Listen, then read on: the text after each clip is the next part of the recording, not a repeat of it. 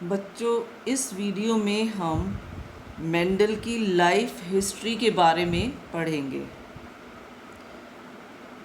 Mendel was born in Austria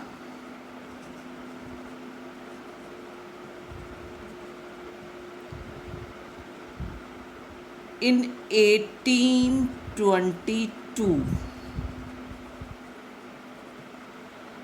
and died in 1884.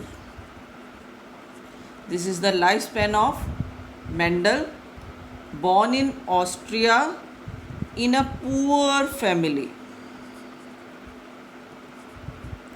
In 1822 and died in 1884.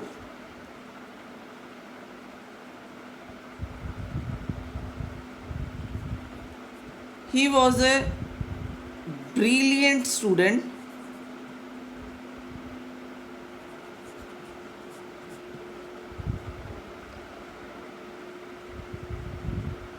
एक उनके अध्यापक ने, उनके टीचर ने उसको आइडेंटिफाई किया और कहा कि मेंडल को बहुत अच्छी एजुकेशन मिलनी चाहिए।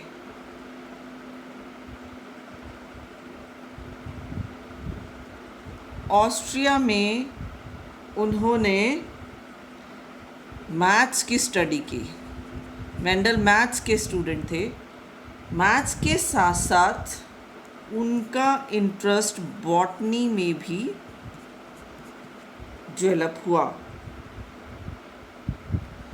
मैथ्स के साथ उन्होंने बॉटनी की स्टडी स्टार्ट की। So getting interested in botany also. अपनी स्टडी कंप्लीट करने के बाद मेंडल ने मैरिज नहीं की और वो ऑस्ट्रिया में मॉन्क बन गए। He was a monk in Austria and teaching student. उन्होंने बच्चों को वहाँ पढ़ाना शुरू कर दिया। मोनेस्ट्री गार्डन में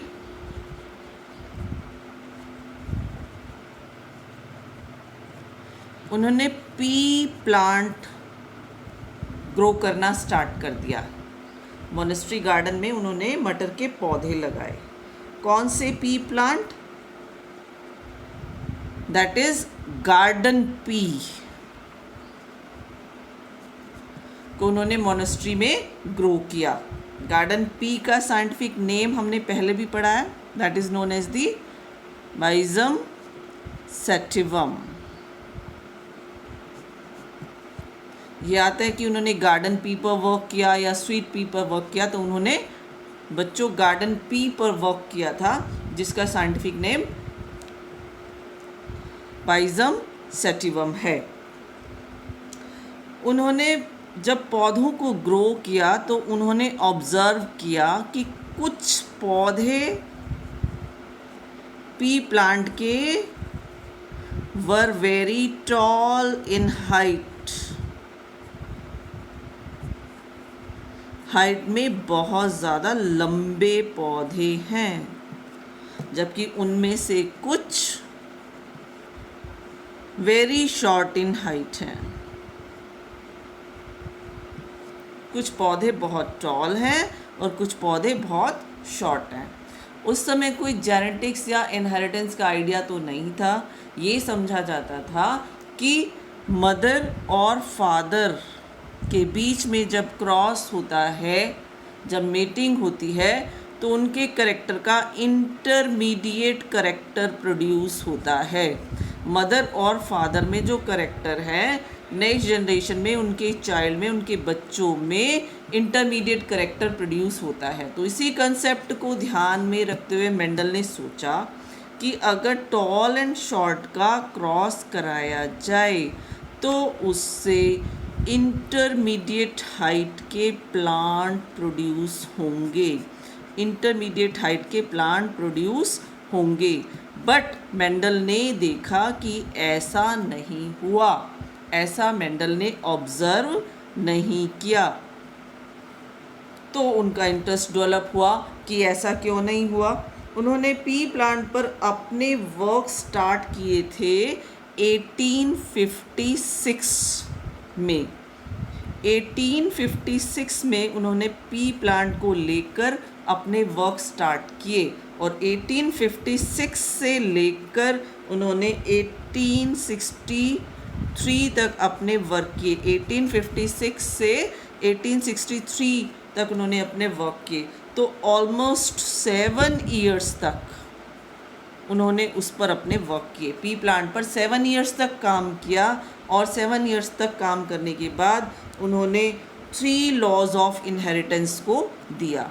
3 लॉज ऑफ इनहेरिटेंस को उन्होंने दिए, जो हमने डिटेल में अभी स्टडी करने हैं। तो 3 लॉज ऑफ इनहेरिटेंस को उन्होंने दिए।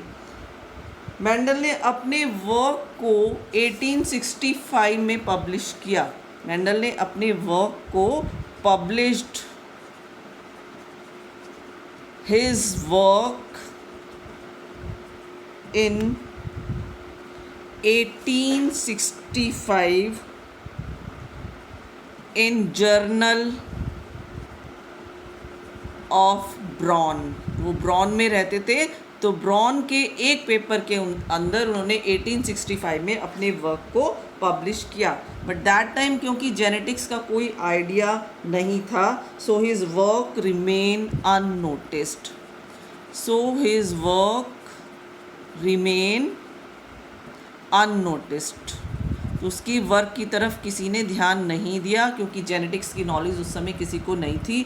दूसरा, that time Darwin was the famous scientist जिन्होंने नेचुरल सिलेक्शन थ्योरी दी थी, तो सभी साइंटिस्ट उस थ्योरी पर स्टडी कर रहे थे। तो मेंडल का जो वर्क था अननोटिस्ड रह गया और 1884 में उनकी डेथ हो गई। उसके बाद इन 1900 मेंडल के वर्क की रीडिस्कवरी हुई। रीडिस्कवरी करने वाले साइंटिस्ट 3 थे। पहले ह्यूगो डी वोरिस, दूसरे साइंटिस्ट थे कार्ल कॉरिन्स और तीसरे साइंटिस्ट थे शर्मैक। मैं इसको टेस्टर मार्क बोलती हूँ, तो शर्मैक। तो ये 3 साइंटिस्ट थे जिन्होंने इंडिविजुअली वर्क किया और मेंडल के वर्क को रीडिस्कवर किया एंड find the same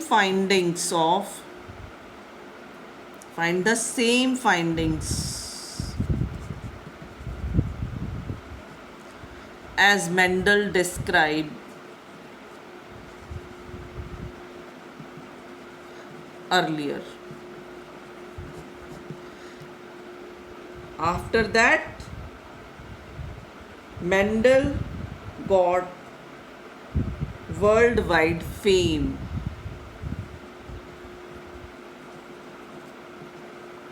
उसके बाद मेंडल को वर्ल्ड वाइड फेम मिला, उनके वर्क को अप्रिशिएट किया गया और उनको फादर ऑफ जेनेटिक्स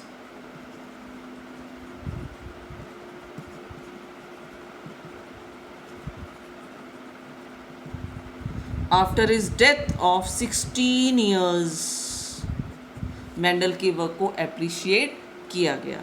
ये जो स्टोरी मैंने मेंडल की आप लोगों को बताई है, it is very very important. इसमें नीट में क्वेश्चंस आते हैं, तो ये डेट्स और ये जो कुछ भी मैंने बताया है आज, उसको तुम्हें लर्न करना है। This is all about in this video. Thank you so much.